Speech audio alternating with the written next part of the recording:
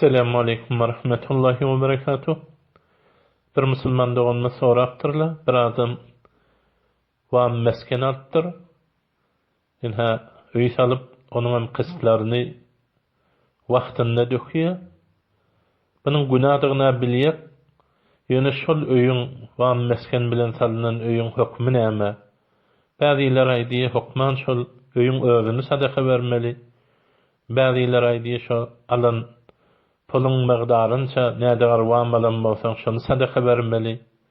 Şu wagtym hewer eden işimize peşiman aýa şonuň kysıtlaryny edame bereýinmi diýip sorapdyrlar.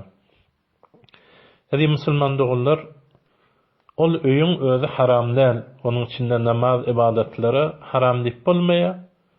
Ol öýüň özüni sadaka bermekde gerek däl. Ya alan wamyň migdarynça sadaka vermeklik, isqat etmeklik, ini sadakaya diýmek bolanok, isqat etmek geregi ýok.